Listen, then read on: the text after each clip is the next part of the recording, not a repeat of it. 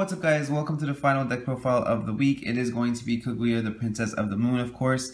This deck was extremely hard to build because I wanted to make it as consistent as possible while not having to ruin the whole kind of pizzazz of Kaguya. I decided not to main any standbys. I know that's going to make a lot of people mad because it's kind of the whole point of the deck, but I did run one of every single treasury item that I personally like, and there's actually almost all of them I can think of in there. I might be missing like Aladdin's Lamp or something like that, but I have all of the ones from the CMF and Leaf of Yggdrasil, so I'll kind of show how the deck goes. It's kind of meant to really rush the opponent down with a lot of pressure, I guess you could say. Mef is the main win condition, but yeah, let me just show you guys the list.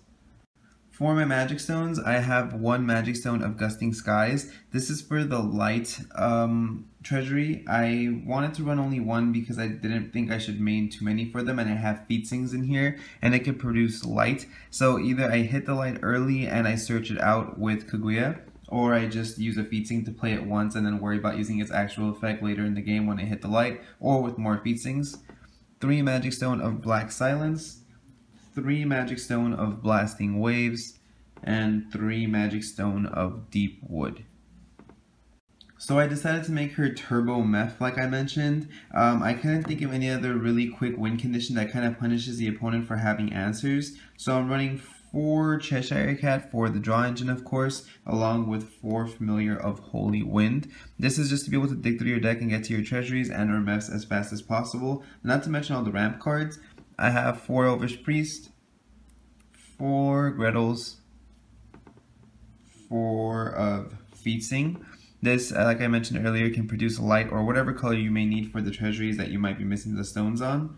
And 3 Mephistopheles. I'm only running 3 because of all the draw power. I didn't feel the need to have 4. And I do have the black treasury that picks up monsters from the graveyard. I don't know why I just said pick up, that's kind of weird. But you know, it retrieves monsters back from the graveyard to your hand.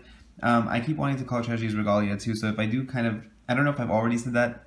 You guys might have to like leave a comment letting me know if I did, but I don't think I've called them Regalias, but I keep trying to call them Regalias. If I say Regalias, I mean treasuries. But yeah, just moving on. I still wanted access to a decent amount of good spells, so I'm running 4 Thunder, which I feel confident to run with the Feastings and the 3 Red Greens. I think with all the ramp, it should be fine. 3 Flame of the Outer World. I do have black and red in here, plus you can produce whichever color is missing at the time with Feetsing.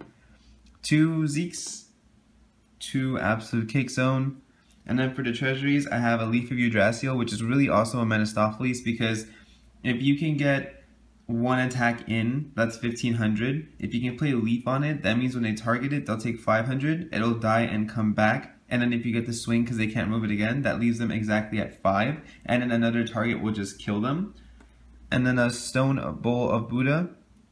Really helps when you have Kaguya on the field. If they have any flyers, you can make it so they can't block. Robe of the Fire Rat. Because there's a lot of setup in the deck, I want to be able to prevent damage from anything that might be rushing me down.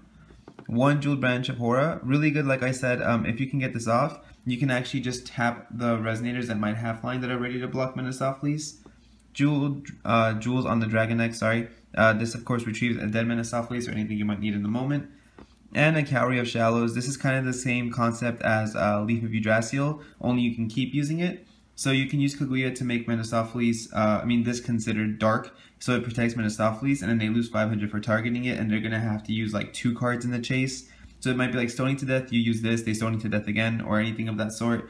And they take 1000 damage, which is almost an attack from him anyway. And then you either play another one or just bring it back with jewels on the Dragon Neck and then just play it again. So that's kind of the whole theme of the deck. For the side deck, I decided to run 3 zeros, just in case I'm going against something else that ramps and they're getting kind of frustrating, maybe something like Vlad. I wanted to be able to have cards that could kind of wipe their board because I don't want to be too slow compared to their fields. The deck is very passive with all the ramp, and you don't really have any damage going in until Mephistopheles, so I wanted to control if needed till then. 1 Susanoo because I do have a lot of draw power, so if I need something for dragons, I can just side this in. 2 more Zeeks to be able to counter a lot more, along with 2 more Absolute Cake Zone.